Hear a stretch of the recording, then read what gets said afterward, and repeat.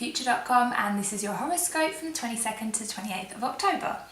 So we've got quite a big week for you this week. We've got the sun moving into Scorpio on the same day as a full moon in your sign of Taurus.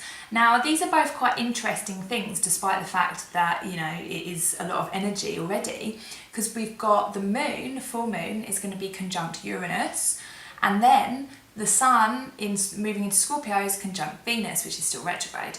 So this is going to bring up any of the relationship issues that we've had over the past few weeks, and I know I've been talking a lot about it, but this is all going to bring it to a close now. So anything that you might have noticed over the last few weeks to do with your feelings of self-worth, how much you trust yourself, how much you trust other people, you know, things to do with issues of like fear of intimacy, this kind of thing, they're just going to come to the surface for you to be able to look at, and the full moon's going to kind of illuminate it all for you now, so that you can go, oh, I understand now why, you know, I don't trust people, or why I have a low self-worth and I don't really believe in myself very well, you know, I don't love myself as much as I could do. Like, this kind of stuff is going to come up, and it's going to be quite strong for you because this full moon is in your sign. So what I advise is to perhaps do a little bit of journaling, to take a little bit of time on the full moon on this day, it's Wednesday, Thursday.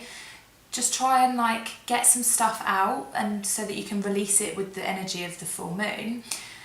Anything to do with, like I was saying, you know, recent relationship issues, if you've had any arguments with people recently, or you've had, you know, just any like negative feelings recently with people, just try and get those out and try and figure them out a little bit, because the energy of the full moon right now will really help with that.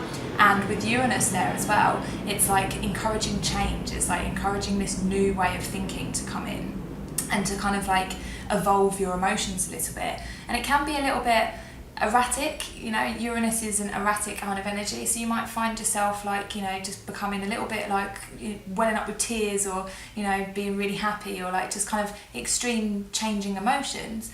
But if you kind of try and watch where they're coming from, then this is all kind of like purging, it's all like bringing this stuff up to the surface for a reason, so that you can take a look at it and be like, okay, I understand now why I don't feel good about myself, or, you know, I understand now how I can start to feel more good about myself.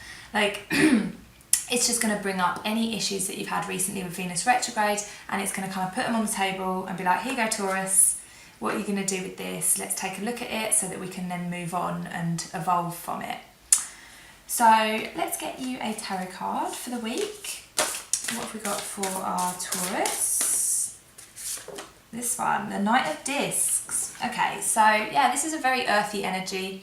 Again, it's quite an earthy time this week, and this is all about just being patient with yourself. So taking the time to be gentle with yourself. If you do have any erratic emotions, to not don't beat yourself up over it, just kind of be very dependable upon yourself. So this is basically about grounding yourself, really. Like, if you feel like you're a little bit all over the place, then, you know, take your shoes off and go and walk on some grass, or have a bath, or eat some good food, or do something that kind of brings you back down to earth a little bit.